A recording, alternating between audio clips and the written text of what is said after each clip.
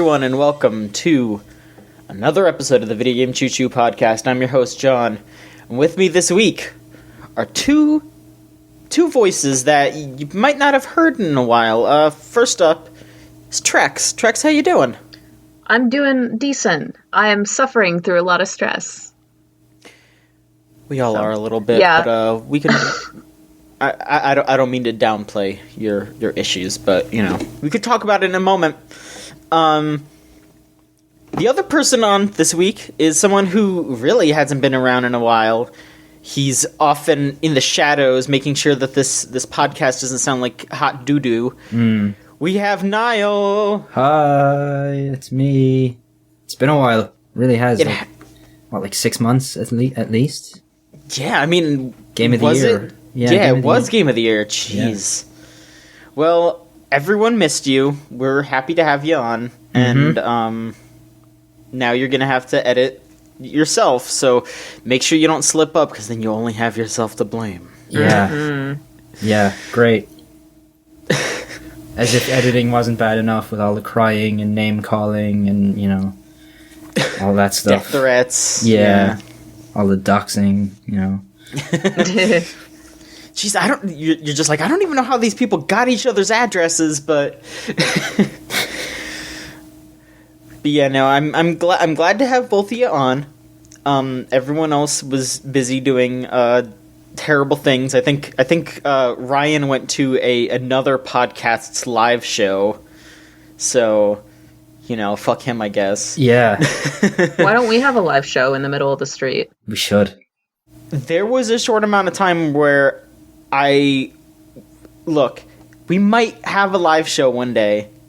Like, this is something that might happen eventually. I've been in talks, like, straight up. Oh, God. Oh. Yeah.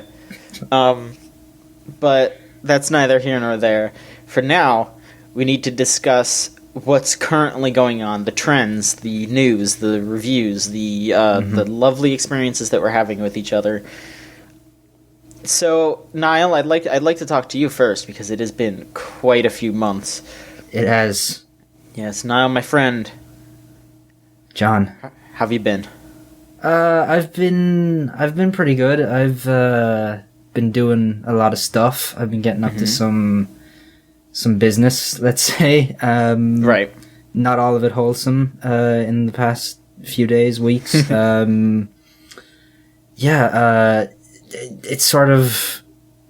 I don't even know where to start with it, really, because, like, it's kind of games related, but it's also just kind of me getting in trouble in a weird way. Well, not really getting in trouble, but just, like, investigating things that should perhaps best be left in the past. Let's say that, going on some forums, having some fun, reading some things, reading some very angsty teenage poetry, you know, that kind of thing.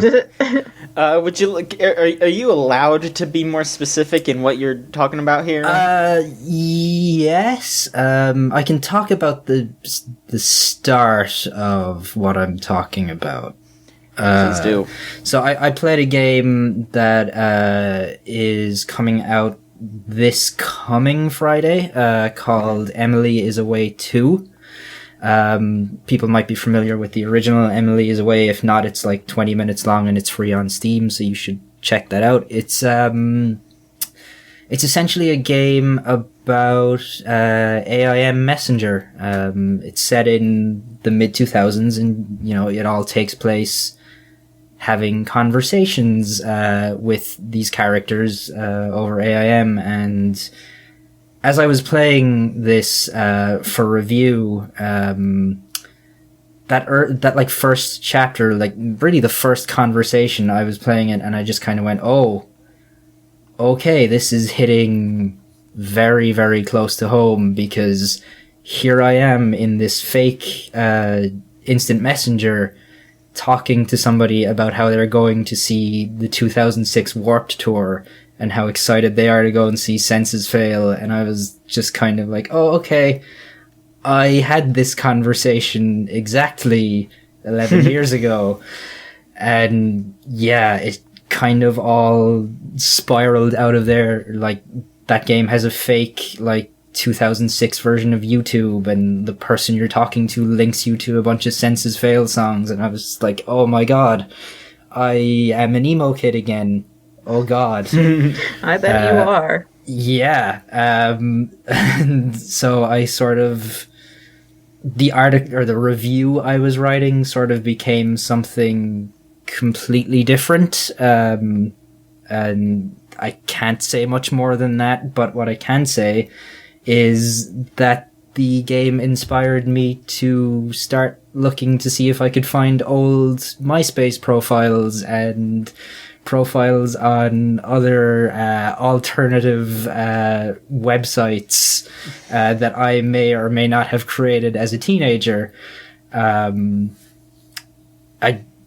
haven't had the most luck finding old stuff that I have created, but I have found things just searching by location, let's say, that people I know in real life, like, I found some of their old profiles, and that was fucking bad. And then I started looking at the forums on these, like, emo community websites and reading poetry that they had written recently, because these things are still really active, and somebody trying to pass off the lyrics to Mad World as their own creation and things like this. And it's been some dark business for the past few days. You can see a lot of screen caps if you go to my Twitter. It's bad. It's really bad. I've been following along on your Twitter with the heinous things that you've been coming across. Yeah. My God. Yeah. I also found a bunch of DVDs that were like sampler DVDs that used to come with old, like, Victory Records albums back in the day, and that are just like a bunch of emo music videos and things like that, and like really awkward, like, interviews with these bands who are clearly not media trained, and it's just so painful to watch. Like, I tried to watch one of them, and it was like 2.5 hours long, and I think I tapped out after less than an hour. It was, I remember exactly the point that I gave up on it, which was, it was like, this next music video was requested by Derek Damenis, and I was like, okay, that's enough.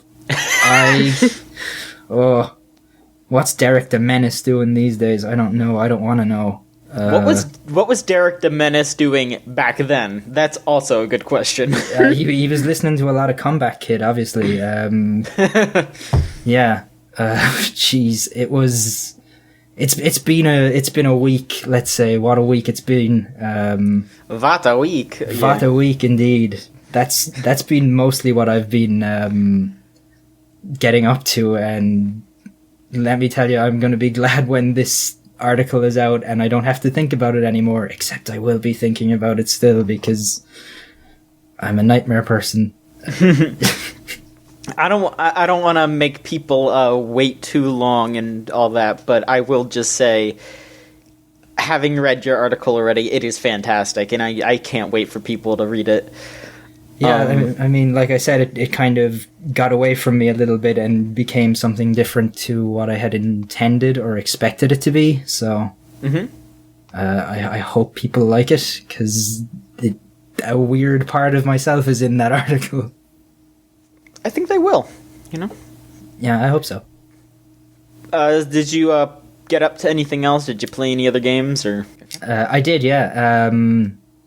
I played a few games recently, one of which had maybe the funniest moment I've ever experienced in a game, which was, you know what I'm talking about, I think. What Remains of Edith Finch. Yeah. Mike Casamano had kind of been laughing at part of that game, and I wasn't quite sure what, because he wouldn't, or I asked him not to tell me, and I sat down and I played it, and my god, like, that game is great, but that last, like, literally that last 15 seconds is, they went for it. They they had an idea. I kind of want to say what it is, but I realize that game is pretty new, and it's not even like a story thing. Well, it kind of is, I guess, but it's more like you realize what's going on, and you're just like, oh, okay, oh no, like I'm watching. Oh, I don't like what I'm watching right now, and look, God. all I'm gonna say is, it's a Google search away if you need to know. Yeah. But we are. Next time you're on in 6 months, Niall, for Game of the Year, you can bring it up for what the fuck. Oh, believe me, it's gonna be there. Like, I was like legitimately stunned when I saw it. I was just kind of like, oh wait, I know what that shape is. Wait, oh no, oh, this is happening. I'm experiencing. Oh no, oh, this isn't good. People should play Edith Finch. It's a really good game, but God, that ending is just like, I've never seen anything like it in a game. It's crazy, and it's just fucking great. People should play that just for that moment, even. Mm-hmm. What else? Played a game called The Sexy Brutale. Oh yes, I've heard lots of good things about that game. It is awesome. It's sort of a weird, like, murder mystery puzzle game, you know, where you can kind of manipulate time in order to relive the same day over and over to save these characters from being murdered by this mysterious, like, count or whatever. I haven't finished it yet, but I'm about halfway through, and I love it. It's like nothing else I've played in a long time, and it has just like the coolest soundtrack. It's a really good game. It's really unique in a lot of ways too. It's not something that you see often, and you know, it's kind of hard to really elaborate on what it is without, you know, somebody, I guess, seeing it in action, because it's, you know, like just saying like, oh yeah, you're, you know, walking around this hotel trying to figure out what it is that kills this character, and then reverse time to remove it, or change this or that, or like figure out how to tip this person off or whatever. But it's really unique. It's really cool. I would definitely recommend that. And the other thing I've been playing a lot of lately is Rocksmith, which, for people who maybe aren't super familiar with Rocksmith, it's essentially, like, I guess, less a game and more of a learning tool if you want to learn how to play guitar or bass. I've been playing bass for about a decade, but like, even playing Rocksmith, I'm already seeing myself getting better. You know, it has decent enough soundtrack. Like, there are some good songs on there, but there's also a lot of songs that it's like, oh yeah, it's hilarious that now I know how to play The Reason by Hoobastank and Down with the Sickness, but why do I want to know how to play Down with the Sickness? You know, like, I don't need to know how to play My Sacrifice by Creed, but I do now. So that's you can impress cool. girls at parties. That's why. Yeah. Yeah, girls at parties are gonna love hearing the bass line to My Sacrifice. That's that's what you want. Can you tell what this is from? Do you know what this is, girl? Come on, take a guess. But yeah, like, it has a lot of like little mini games in it that kind of teach you how to run scales, or how to get up and down the fretboard, or in my case, because for the years I've been playing, I've almost exclusively been playing like punk and metal and stuff like that, which means I have like almost exclusively used the top 2 strings for 10 years. So I'm learning now that there's actually 4 strings on my bass and not 2, which, like, that game is really good at teaching you stuff like that. And it's really good at teaching you new, like, techniques and just improving on, you know, bad habits that you've maybe picked up over the years. So, you know, if anyone is interested in learning guitar or bass, or already does, but maybe they want to improve, or they just want to play some old My Chemical Romance songs, maybe, like, that game is pretty much great for that, you know? It's better than wasting your time on fucking Guitar Hero Live or whatever. Guitar Hero's taught me everything I know. Yeah? Yeah, which isn't a lot. Well, yeah, okay. Fair enough. Is that all now? That's pretty much it for me. Yeah. All right. Thank you. Thank you. Trex, how you doing? I'm doing okay. All right. Been working 5 days a week, even though I have a part-time job and I've gone into overtime officially. And I actually got paid $300 in 1 week, so I'm super stoked about that. At least. Wow. Nice. But, you know, going into work at 7 in the morning for 5 days straight with no break in between kind of gets on you, you know? I'm just, I'm in a funk right now. I also have Colossal Con coming up, which is in Sandusky. It's June 1st through 4th, so I've been preparing 3 costumes. So that's also been pretty stressful. I'm juggling that and also work, and then, you know, being depressed and sleeping all day and to, you know, get away from my stress. Yeah, but oh no, I've been binging Sims 3 too. Then that also for some reason relieves a lot of my stress, just playing Sims 3. That's a super chill game, you know? Yeah. I get It really you. is until I started a new family yesterday or 2 days ago, and it's just like the single dad. He has 2 daughters, one's a baby, one's a child, and for some reason I'm having the hardest time with it. My baby is seriously about to get sent off to child services. That baby's dead. Goodbye, baby. What the hell? So, oh, I've also set my house on fire twice now. Not on purpose, surprisingly. It's been completely on accident. I haven't done anything destructive on purpose in that game. Wow. Yeah, It's just a mess. I was gonna say, like, setting your house on fire in The Sims just seems like that's what you do. Yeah, it is. You trap your family in a little 4x4 wall, no doors, no fire detectors, and you just set them on fire. And usually that's what happens. But when you're depressed, you play The Sims the correct way. You don't use cheats, and you kill your family. So, you know. Will Wright's vision, you know? Yeah, basically. I'm kind of behind the times, too, because I haven't even touched Sims 4. I heard Sims 4 is actually a lot better than Sims 3. Some people are saying that Sims 3 is, like, the worst, quote-unquote, Sims, or at least, like, one person said that. I don't know if that's true. Man, I forgot there was a Sims 4. Did you?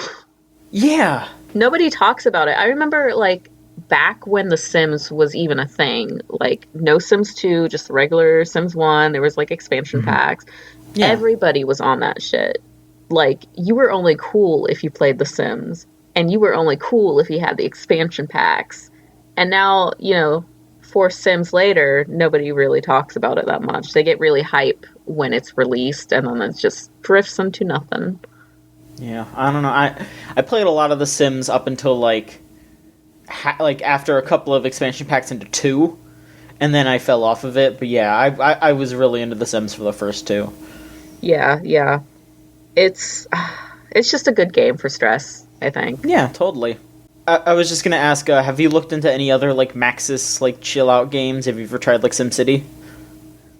I remember playing that as a kid, but I haven't touched it anytime recently. Like, it's been years. I don't know if I'd like it, because I'm not sure that I like those type of games.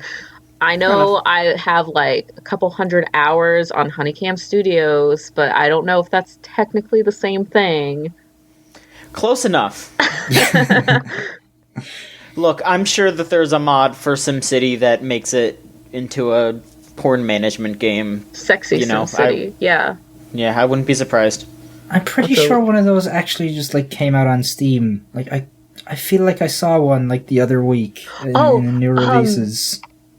Oh, what is it called? What is it called? I know exactly what you're talking about. It's like Porn Tycoon or something like that. Yes, that's it. It's like something like that. I mean, let me see if I can look this up. Porn Studio Tycoon. That's it. It's about That's $20 on Steam. $19.69, probably intentional. It has mixed reviews. Pretty bad art. It's not Honeycomb Studios. Nothing is. Nothing is. Nothing will live up to that masterpiece. Yeah, this looks like garbage, but yeah. Now, I did want to ask before we moved too far away from it, though. Are you cool with talking about your like convention preparation stuff on here? Because it's been a long time since I've been like in like the fun parts of cons. Like whenever I go to a convention these days, I'm like part of the press, and I have to like do work, or else they get angry at me. So I can't just like wear a cosplay and like stand next to windows and like eat Pocky and shit anymore. like I used to as a teen. Yeah, I'm totally fine with it. Colossal Con is actually, I started going to it about 4 years ago, and ever since then I've never looked at conventions the same. Like regular anime conventions just don't do it for me anymore.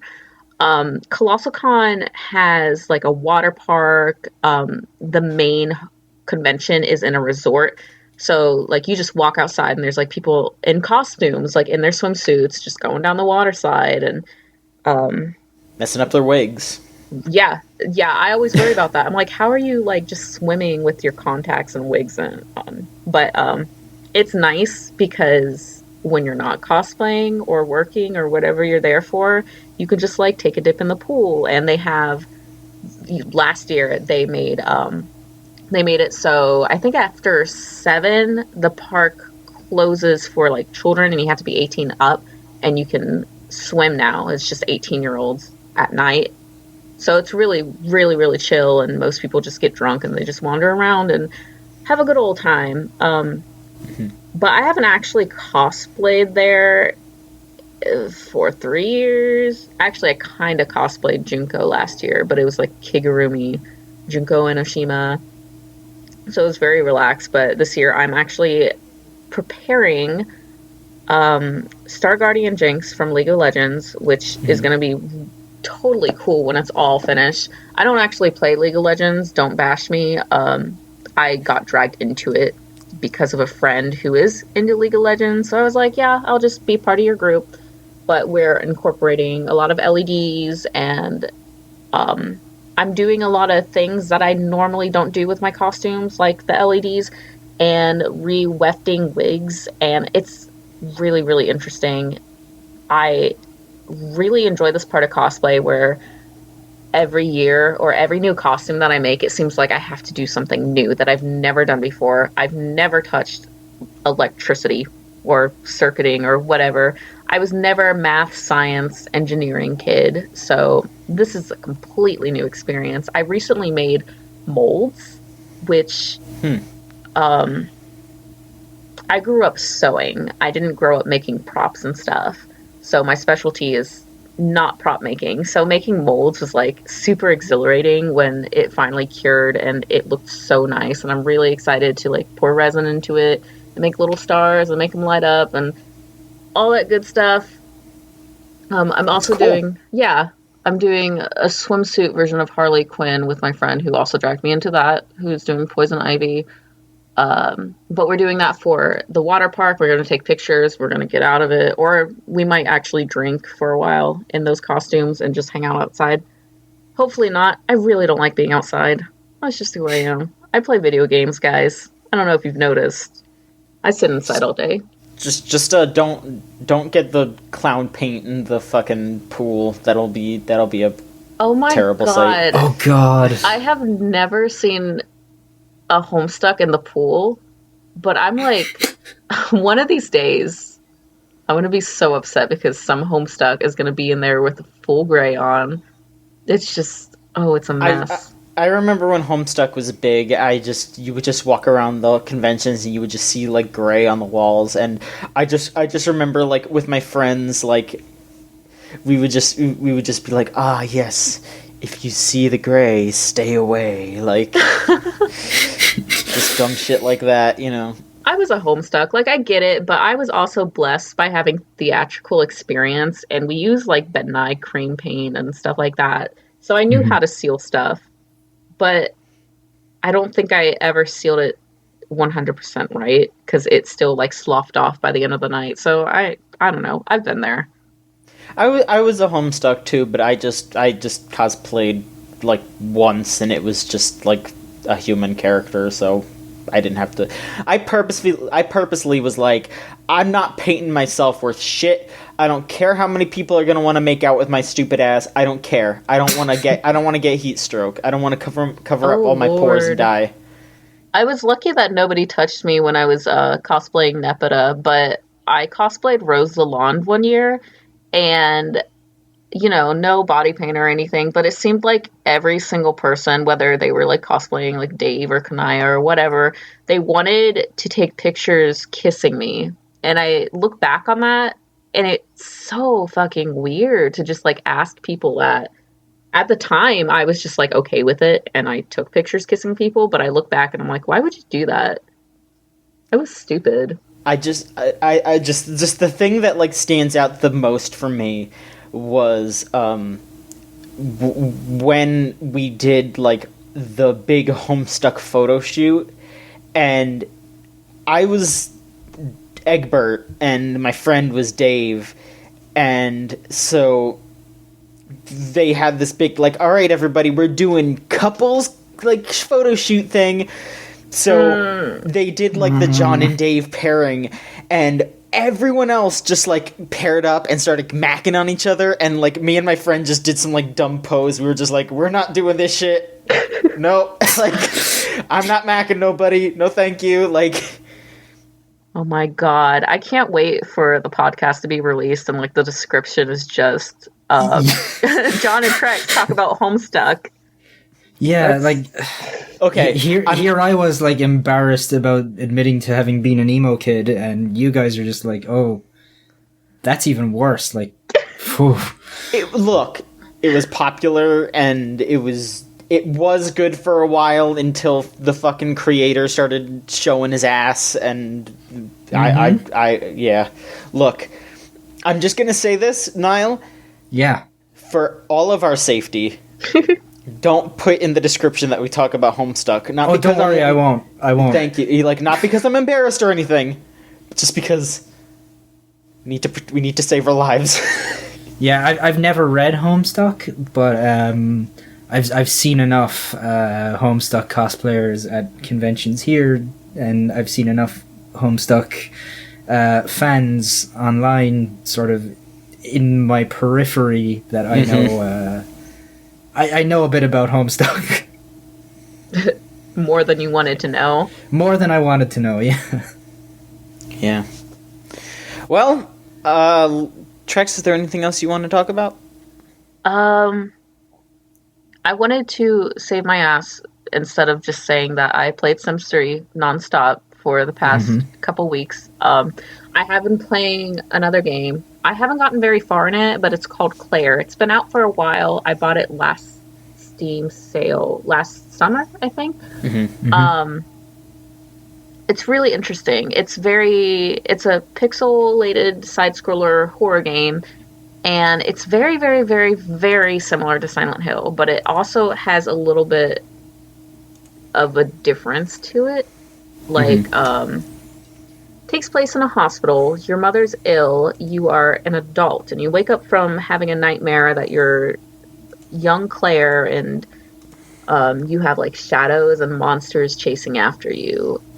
So you wake up in this hospital, and eventually, like Silent Hill, you somehow end up in another dimension, and you're like, oh, how do I get back? It's spooky here. And you have to find light sources, and you have a little dog next to you hanging out and helping you. And I finally got to the part where you actually encounter monsters. In Silent Hill, you actually like battle and attack the monsters, In Claire, however, at least with the first monster that I've encountered, you can't attack. You have nothing to attack with, so you have to hide. And I thought, being chased by the monster, I was like, oh, I'll just go to another room. They'll stop chasing me. Go to the other room. I still hear them chasing after me, and that scared the shit out of me, and I had to close the game because I didn't expect it. Mm-hmm. They definitely, they stole some of the, I don't know, steal, but they took some of the Silent Hill sound clips, like, from the menu, and they incorporated it in their menu. So, I'm kind of, I don't know, I'm kind of interested to see if it has any originality to it, but I mean, so far it's enjoyable. It's so similar to Silent Hill that I'm just unsure about it right now, Mm-hmm. Mm-hmm. But that's about as far as I've gotten in it. Alright. Well, make sure you keep us updated, because, that sounds interesting, especially how much it sounds like they're ripping off Silent Hill. Yeah. So, as for moi, all us dumbasses have been playing a lot of Tabletop Simulator lately. Mm-hmm. Yes, we have. And I hope we can maybe turn that into some kind of video series or something, because Tabletop Simulator is stupid as shit. My favorite thing to do in Tabletop Simulator is play Uno while this old man plays over and over, and Ryan keeps trying to make the MP3 player larger. It's real bad. That sounds like so much fun. I really need to jump in next time you guys are playing. Totally. You should, yeah. Mm-hmm. There's just stickers of, like, AJ Styles being placed around, Borat quotes being written on the walls. Oh, Lord. It's a bad time, but it's just a bad time, yeah. So it's like our Discord channel. Yes. Yeah. God, I can't think of this old man anymore in, like, a normal human way. 'Cause, like, first it got ruined by Webs and Tiaras. Then we played it all the time in the fucking Tabletop Simulator, and now it's showing up in those new Retsupre videos that are, like, the most cursed thing ever. Oh, the Retsupre Kids videos? Yeah, with fucking Michael Mouse and Golfy. Golfy, His ass is insane. I hate Golfy. I hate him. He's a dirtbag. I hate him. He's so thick. horny. He sucks. He's thick. Jesus. Ugh. Oh my goodness. But yeah, other than Tabletop Simulator, it's been like 90% Persona 5. I just finished the 4th dungeon. Okay. And I love it. I really, really like that game. I want to finish it before I can, like, say, like, it's better than Persona 4, but, I've just been thinking about it, and, man, like, that music is, like, honestly already up there with some of my favorite music in the games ever. It's great, yeah. It's, like, it's really, like, I mean, I don't know, it's really hard for me to say, because I feel like I keep thinking about, like, what music is really important to me lately in games.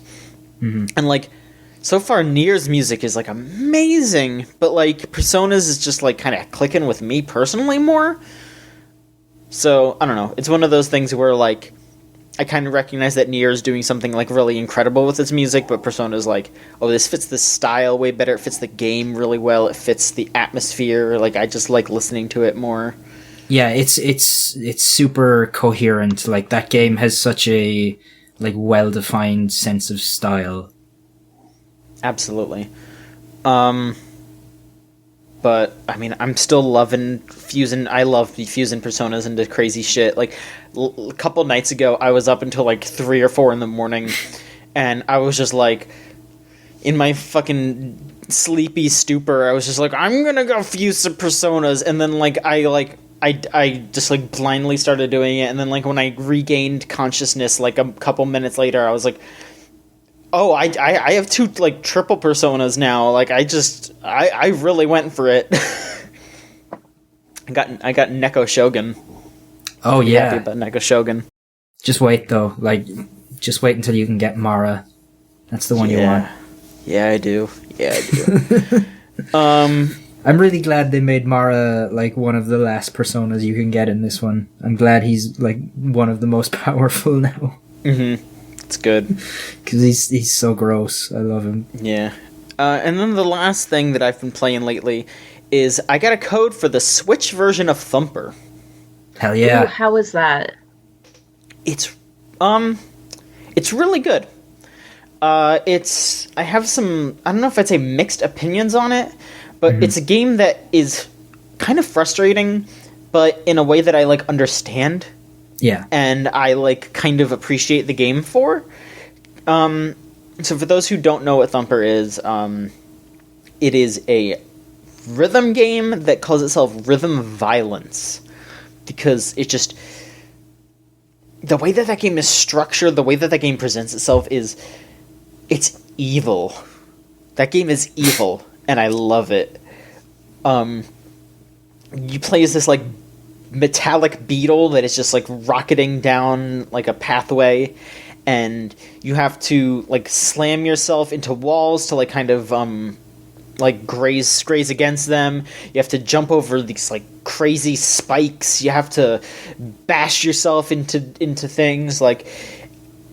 when my favorite thing about the game is when you not retract, but when you propel your wings out to like prepare yourself to fly, it makes a sound like a knife getting unsheathed. Yeah, so sick.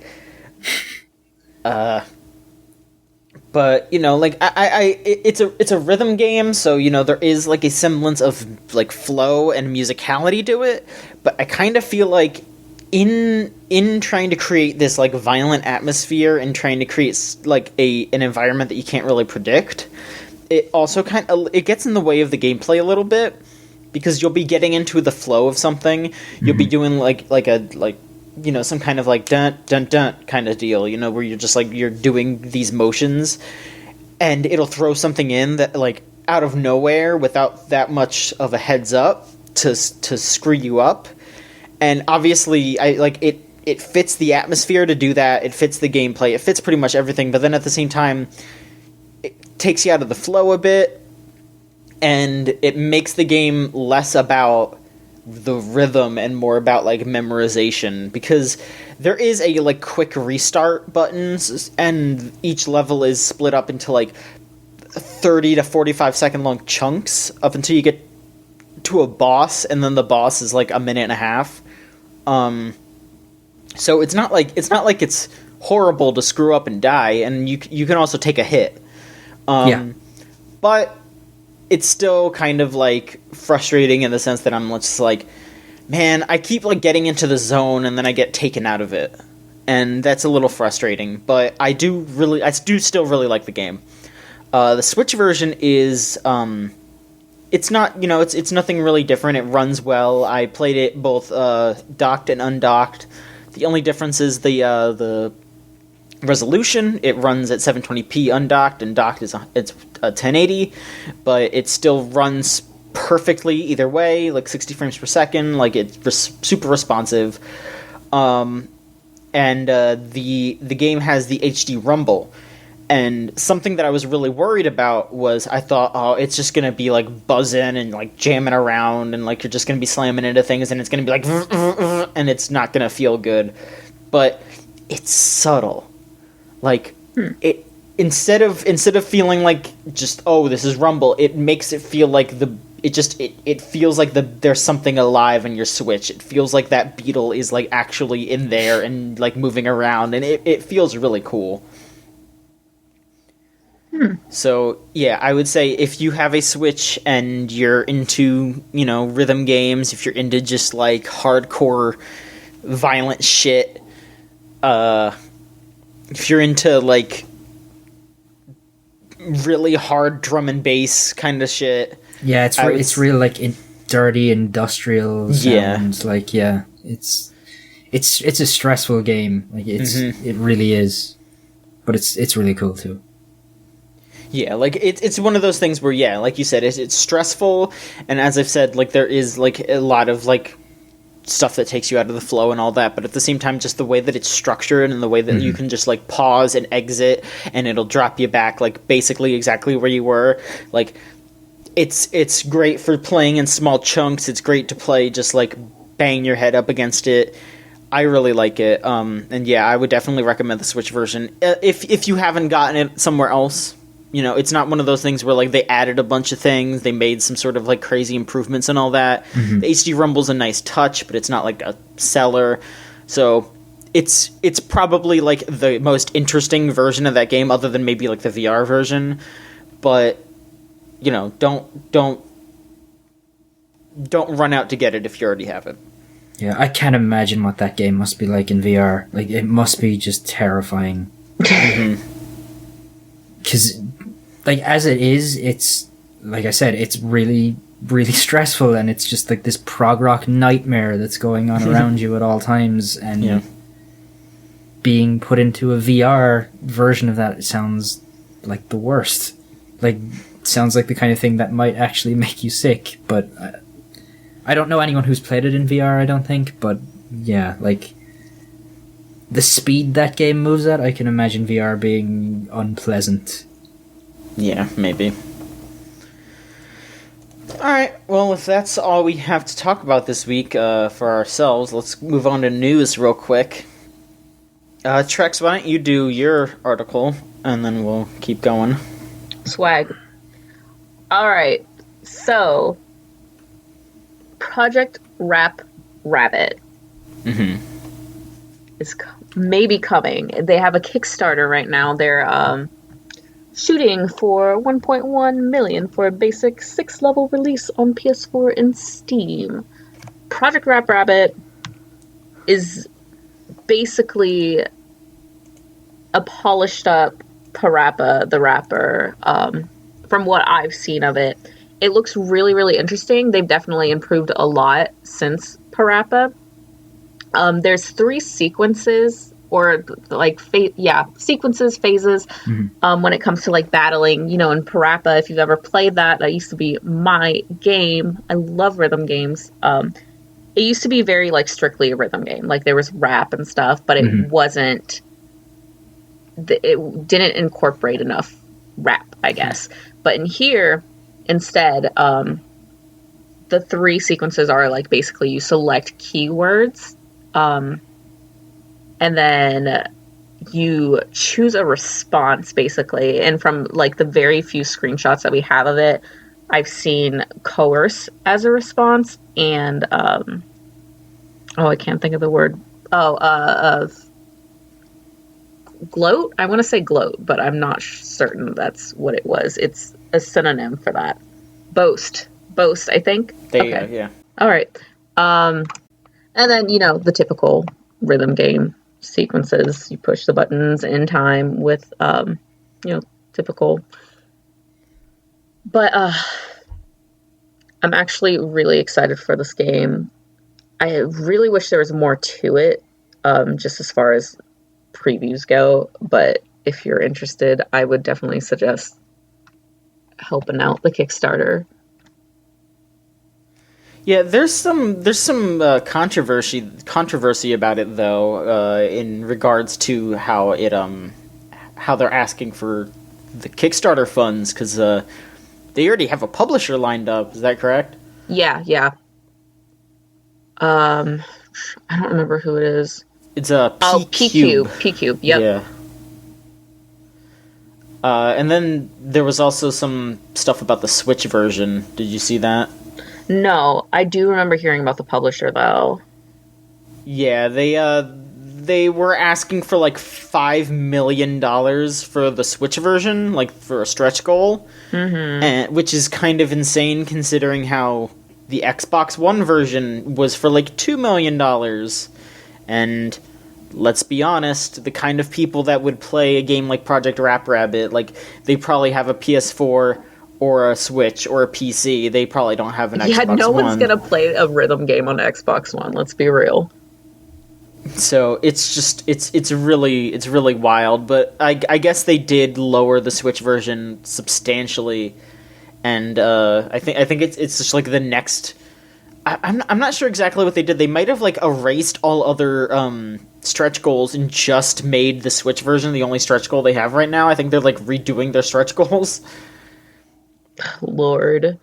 Yeah, so that game seems like it's already pretty messy, but you know, it seems interesting. I do kind of want to see what's going on with it, but at the same time, the way that Kickstarters are going right now, it's really frustrating for a lot of people, and I can see why people are like not biting at the bit to give to this game. Like it's you know, it's the people that made Parappa and Guitaru Man, and people aren't like, this seems like such a slam dunk, and people aren't flocking, and that's kind of crazy, but that's just how Kickstarter is these days. I mean, we all saw how Ukulele turned out. Yeah. God I mean, awful. that and Mighty Number 9, and... I still have hopes. I really... It just... I want another Parappa, is what I want. But I know sometimes nostalgia is just a bad thing, and it leads to terrible, terrible games like Ukulele. You know, like... people are worried about all this stuff, but then like I still have my fingers crossed for Bloodstained, because you know, I just got into Castlevania, so I'm hoping that Iga can pull something off. But at the same time, it's like all these Kickstarters have been such big disappointments. Yeah. But then at the same time, it's like the reason why these games are disappointments is like, it makes sense, and it's not necessarily because of Kickstarter. It's because, like, oh, Mighty Number 9 sucked because Keiji Inafune wasn't really the guy who created Mega Man. He was just, like, an artist who eventually got handed the reins and, like, kind of screwed Capcom up for a while there. And then Ukulele sucked because, I mean, Ukulele fell a little bit because they were trying too hard to be an N64 game like 20 years after the N64 happened. Yeah. And, you know, like, I just played Symphony of the Night, and, you know, I haven't played any of the more recent, like, Igavania games, but I feel like, you know, if Symphony of the Night came out today, it would still be an excellent game. So if Iga just makes Symphony of the Night, but slightly better, that would still probably be fine. Remember the good old days when we didn't have Kickstarter and people just produced games? I mean, yeah, but these things wouldn't exist without Kickstarter. Yeah. That's true. Maybe they should not exist, period, then. You know, maybe there's a reason why. But, you know, who knows? Who knows? We'll see how it goes. I hope people get a new Parappa-esque game that they love. You know, I'm not gonna poo-poo that. I'm not gonna say, oh, fuck that, you don't deserve it, because these people are screwing you over. But be cautious. That's all I have to say. Thank you, John Machomsky. Yes, that one. Niall, Hi. please. So, how much do you guys want to see everyone's favorite gaming dad, Geralt, get back in the tub, only this time be for real? Because Netflix is producing a Witcher TV series. Mm-hmm. The show is going to be produced by a company called Platige Image, who have done work for The Witcher 2 and 3. They've done sort of the TV spots and also those kind of cinematic shorts. They're an effects house based in Poland. They've also done some work on games like Prey and Frostpunk, League of Legends, and Ghost Recon Wildlands. They've done a lot of... They seem to do a lot of TV spots, a lot of sort of 3D cinematic work for games, and they're going to be taking the lead on this Netflix series for The Witcher. I've never seen the show The Expanse, but apparently the production team from The Expanse is going to be helming it. So it seems like, you know, this is going to be a pretty big thing that they're putting a decent amount of money into. Mm-hmm. like Netflix has been sort of looking to get into games for a while now. It seemed like there was those rumors about that Zelda show like a year or two ago. There's been some other stuff, so they officially announced that Castlevania thing. Yeah, they did that. So yeah, like this is gonna. I think The Witcher is maybe one of the best IPs you could maybe take and make a TV show out of, because you've got was it like 8 or 9 books worth of material to build off, and the games. It doesn't seem like CD Projekt Red are going to be involved in this at all. It just seems like it's going to be drawing largely from the books. But still, if you want to see Geralt get in the tub, it's going to be on Netflix soon. Yeah, he better get in that tub like every episode. He has got to get in the tub. Who do you want to see play Geralt, John? If you could have anyone in the world play Geralt. That's a great question. I saw someone cast Mads Mikkelsen as Geralt, and I think that's a pretty good casting call, but at the same time, he's not, like, as, like, gruff as Geralt. Like, he's a great actor, but, like, and I think he could kind of pull the look off, but I don't know if he could do the voice or the, like, mannerisms. He's, like, more of, like, a sly kind of guy, and Geralt's, like, this, like gruff, but also, like he's like... It's hard to describe how Geralt is, but I don't know. I would love to see Mads Mikkelsen. I wouldn't be upset with. Sure. I've been kind of thinking about who they could maybe cast, and I'm in a lot of roles I'm like kind of unsure. But the one thing I know I do want to see is I want to see Letho played by the Big Show. God. They're both extremely large, bald men. It's perfect. Absolutely. I could see the Big Show swinging a sword around at Mads Mikkelsen. Like, yeah. Let's do it. Trex, do you have any ideas who should play Geralt? I don't know much about Witcher.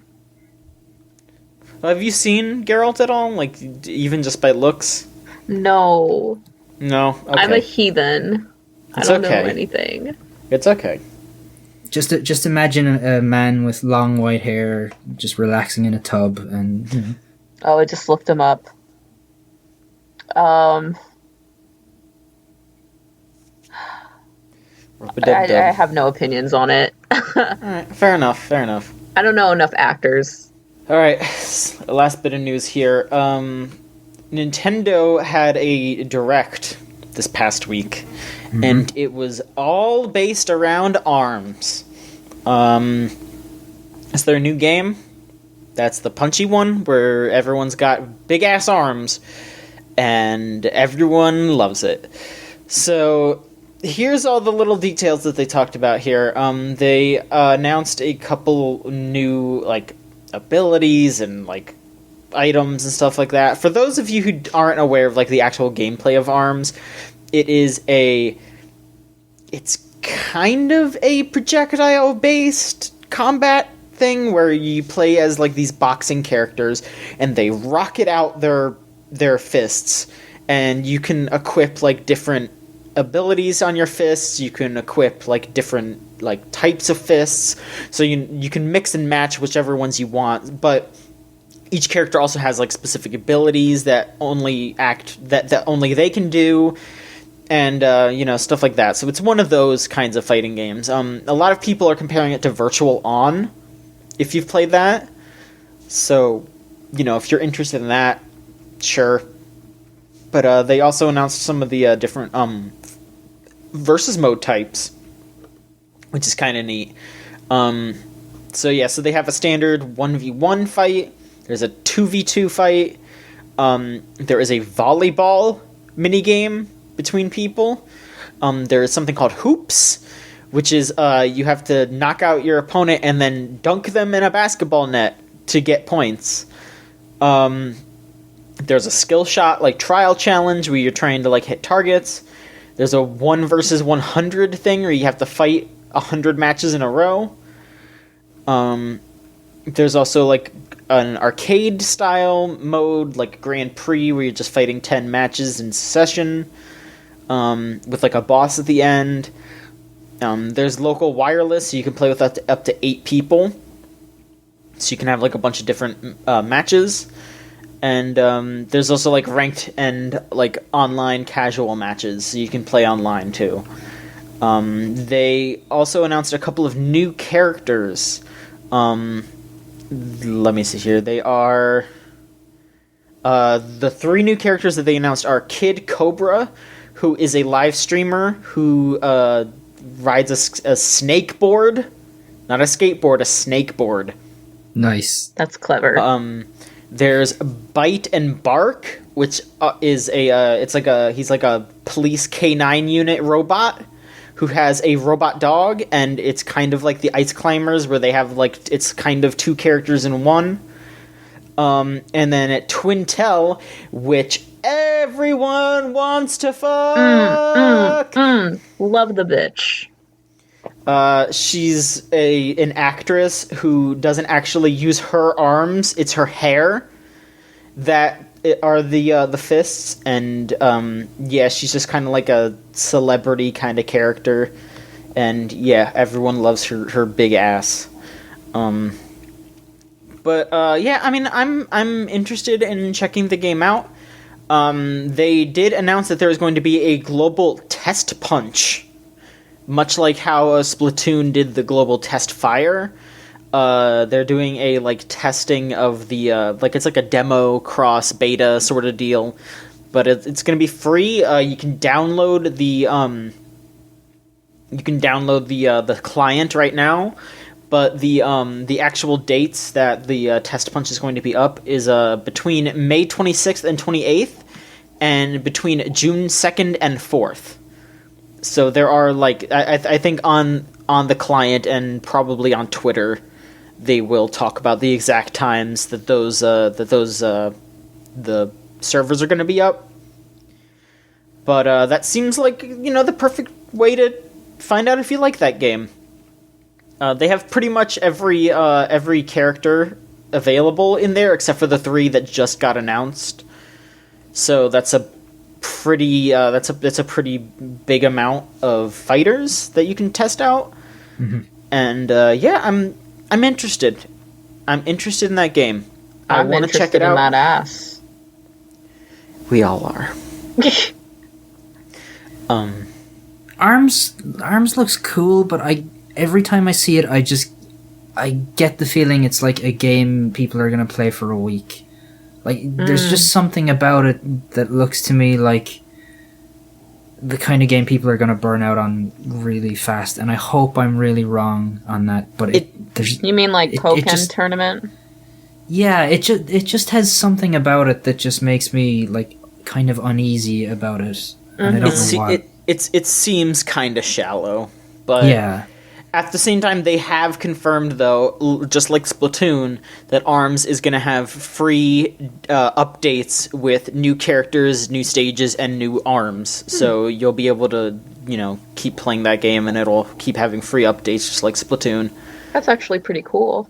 Yeah, and speaking of Splatoon, they also had a little teaser thing for Splatoon 2 about the single-player mode and the, plot, where basically Callie, the black-haired squid sister, has gone missing, and Marie, the white-haired one, is asking the player character to search for Callie and and defeat the Octolings again. So, the big rumor is that Callie is evil now, and she joined the Octolings. So that'll be real exciting. Ooh, man. Really? My first thought was that Marie killed Callie. Wow. Wow. I don't know. I mean, everyone's thinking that Callie, quit being a Squid Sister because she lost the last Splatfest, and everyone was, on Marie's side, and she joined the Octolings. So, you have to remind her that, it's not about who's the most popular. It's about family, I guess. ARMS is going to be out on June 16th, and Splatoon 2 is July 21st. So those are not far away. ARMS especially, that's like less than a month. So that's cool. Alright, let's move on to questions. If you would like to send in questions, just go to videogamechoochoo.tumblr.com/ask or podcast@videogamechoochoo.com if you want to send an email. And you will sound something like this. Anonymous asks, if you were making a game that blended and swapped around between genres like Nier goes from an action game to a side-scroller to top-down bullet hell, etc., what genres would you choose and how would you do it? I think I would...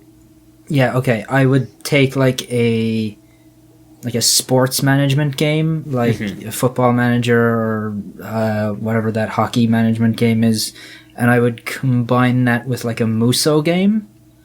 So where you were managing and setting up like your army strategy or whatever, and then jumping in and playing it like a Dynasty Warriors game, and it would be awful. That's not a bad idea, actually. I like that idea. Trex, do you have one? I feel like this takes a lot of thinking, so this is probably going to sound super stupid. I feel like if you had like a game like, you know, Silent Hill, horror, action-y puzzle game, and then suddenly switch to, I don't know how this would work, if it would ever work, but like a side-scroller pixel game. So like, you know, I don't know. Like, I feel like it would be cute. Although that's not really what you're aiming for in a horror game, but... They made something like that. What was that game called? Was it Home? Hang on. I have that game. What? Lone Survivor.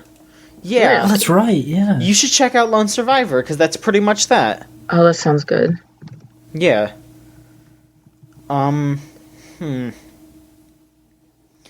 I would just love if people took more chances with like the monster collecting RPG, but added some different, you know, some different things to it.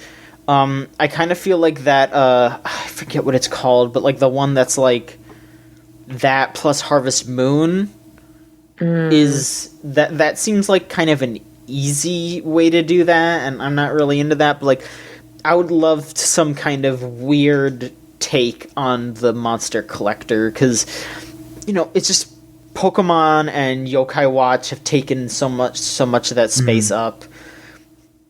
And like, I mean, you know, Digimon's there kinda, Shin Megami Tensei is there too, and like, but I mean like the straight up like monster collection, like I would love to see something like super weird, like Demi-Kids and stuff like that. Like I would love to see some weird shit that doesn't really make any sense, but with like monster collection. Our next question is from Snap Napping, and they ask, what celebrity would you pick to get in a video game in the vein of 50 Cent, Blood on the Sand? Paul Giamatti. Alright, what kind of game would that be? Well, if it's gonna be like 50 Cent Blood in the Sand, right? Does it have to... I mean, I would want it to be like 50 Cent Blood in the Sand, just Paul Giamatti running around, blowing shit up. He's just sad and like forlorn the whole time. Would he be in his rhino outfit from Amazing Spider-Man? No, he'd be as his character from Lady in the Water. God. Trex, do you have one? Yeah, Dolly Parton. Nice. That's all I have to say about that. All right, fair enough. Just the Dolly Parton experience. Just the Dolly Parton experience. Her running around with a machine gun and, you know, all the good stuff. Fucking shit up, yeah. I feel like this is an easy answer, but I say this because we would all want it. Nicolas Cage. Sure. Is it because we talked about Homestuck? No, just imagining fucking like crazy ass Nicolas Cage running around, yelling at people, being like, "I was gonna be Superman," and like punching people, like just and just barely scraping by, like being like, I'm gonna go steal my dinosaur fossils back because I want them back, even though I'm broke as hell. Like, that's what I want. That's what I want. You can get different powers by equipping different wigs. Yeah, like depending on which like movie it is, like you can have, like his Ghost Rider powers. You can have his what was the movie where he could like see the future? Knowing. Yeah, you can get like his knowing powers. So you can dodge attacks and shit like that. Yeah, you can get John Travolta's face. Loving it. Next question is from Anonymous. What genre is the video game adaptation of your life? Whatever genre Depression Quest is. A really depressing David Cage game. So a David Cage game, yeah. Yeah. Trex? My game's a horror game because my life is living hell. Video game choo-choo! We have fun here. We have a lot of fun. Let's see here. We have 2 questions from Shoeless. Thank you, Shoeless, for sending in 2 questions. First one, this does not have to be... he did not specify from a game, so you just have to answer in general. What's the best dog? Did we answer this? No, we didn't. The best dog. I just remember one podcast we had where I said something about the Katamari dog that you roll up. You just... I used to follow a Tumblr, and I think it was called Dogs and Video Games, or Video Game Dogs or something. Something really simple, but they would post, like, every day a really good dog from a really good video game or something. It was a nice Tumblr. That sounds nice. How about... Yeah, I feel like maybe we did answer this one, because I remember talking about, like, Missile from Ghost Trick now. Yeah. Oh, no, Damn. I think it was pets from video games. That's right, yeah, okay. Yeah, now we're talking specifically about dogs. I mean, you know, like, there's some good-ass dogs, you know? There's, like, Amaterasu. Koromaru. Yeah, Koromaru rules. I don't know. The Nintendogs. Yeah, except for when they're in Smash Bros. And they're the worst assist trophy ever, and I wanna sit Sakurai down and just be like, hey, why? The fuck, man? They should have had Nintendogs as, like, a playable character in Smash. That would be interesting.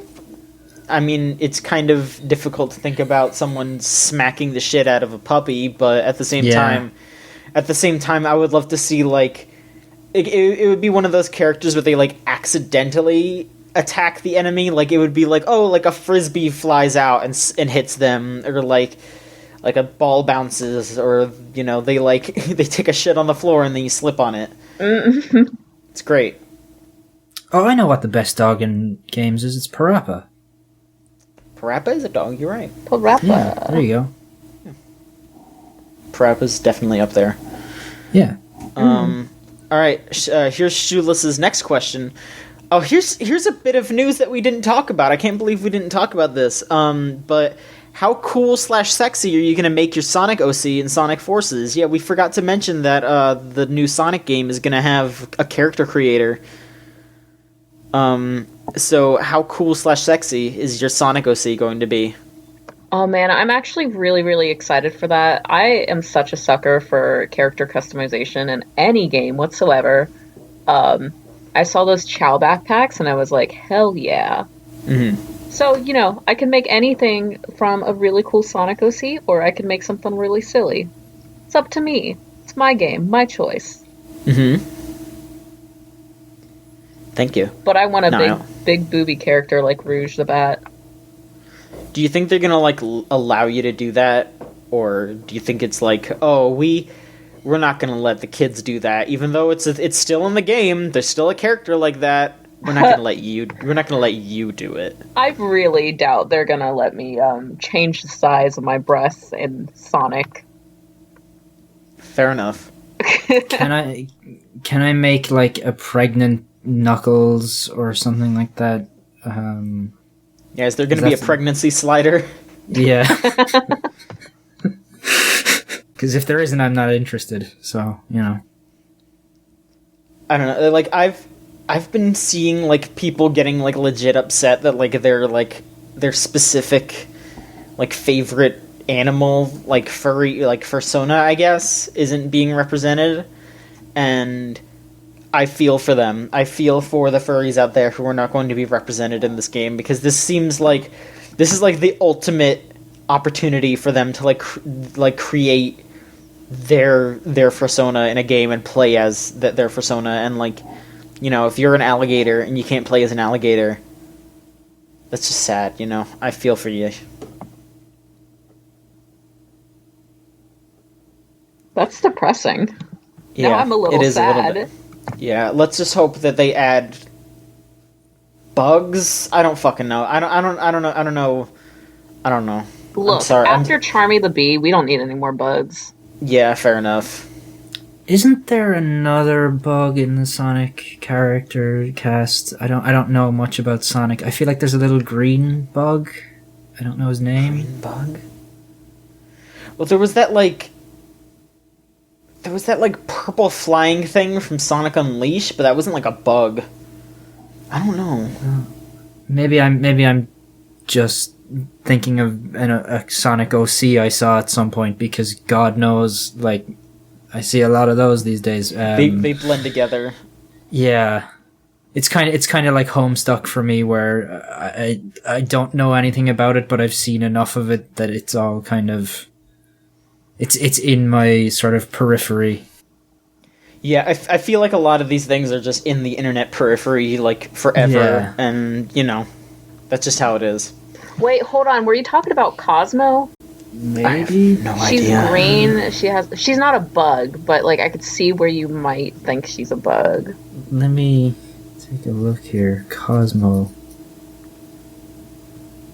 No. I feel like he had like a long nose. Bug? Like he was kind of like a mosquito, I think. Wait, are you thinking about Grounder? I Maybe? think so. He's a robot, scratching Grounder. Like No, I'm not. No. Okay. No, I feel like A mosquito?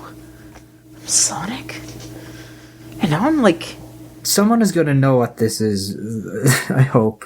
Yeah, I don't know. That's fucked up. Yeah, Maybe I'm thinking of like a mascot from a different series or something. I don't know. Yeah, like, because the only like mosquito from games I can think of is Mr. Mosquito, Yeah, but and he's not green. He's like yellow. no, he's not. No, it's definitely not Mr. Mosquito that I'm thinking of. He's All right, well- I'm probably thinking of like a character from like an original Xbox platformer or something. All right, yeah, there you go. That's our question for the week. If you know what Niall's talking about, please send it in. We'll please. We'll talk about it next week. And we're gonna leave off with one last question from Anonymous. If you want to sound like this evildoer, you can send in questions to videogamechoochoo.tumblr.com/ask or podcast@videogamechoochoo.com. And like I said, this villain asks, sexiest King of the Hill character. Hank Hill. Have you seen that ass? I have. That's a good ass. Yeah. So tiny, itty bitty. Dale, obviously. Yeah, I those are both the answers. Hank Hill, Dale. I ship it. the pairing to end all pairings. Ugh. Where's the King of the Hill vor art? The what? King of the Hill vor art. Oh, I thought you Even- said war. God. It's startling to me that when you say vor, I'm like, oh, okay, funny humor. But like when I thought that you said war, I was like, what, war? Like Hank fucking like, oh my god. We need to end this podcast. Yeah, we do. Hank Hill war fanfiction. Oh no. I specifically remember. Okay, there is. Okay. King of the Hill Propane Wars, Chapter 1. Oh, no. Hank Hill dies in a propane explosion. He awakens in propane and met the propane goddess. I'm not clicking it, but that's what the Google result says. So there's Great. also fighting for freedom, a King of the Hill fanfic. Of Ponies and Men, a King of the Hill fanfic. There's apparently a lot of these. I specifically remember there was a King of the Hill Death Note crossover fanfiction that was fucking insane. I need to read that. Yeah, because it was about Hank getting the Death Note and, like, killing people, and then Dale, like, finds out about it, so it's, like, Hank versus Dale, and that's just, like, the best shit. But, yeah, so, there you go, that's your homework for the week, everybody. Go read that King of the Hill Death Note fanfiction.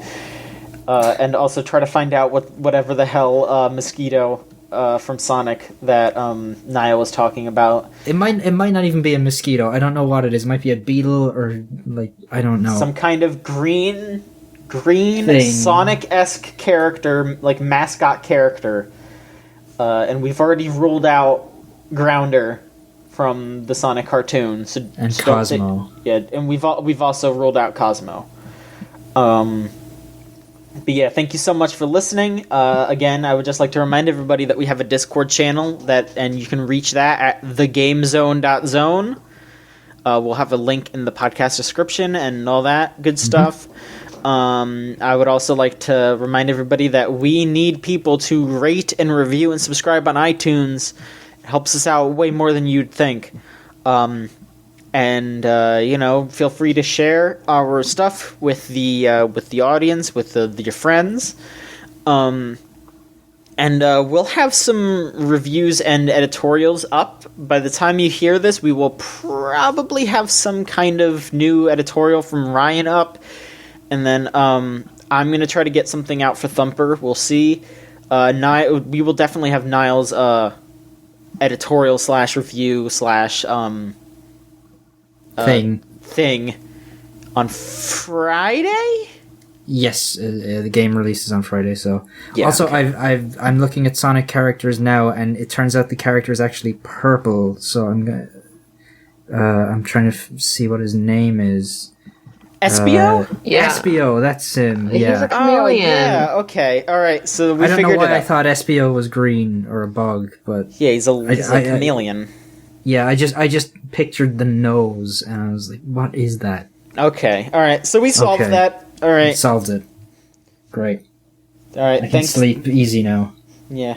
Thanks so much for listening, everybody, and we'll see you next week with another episode of the Video Game Choo Choo Podcast. Good night.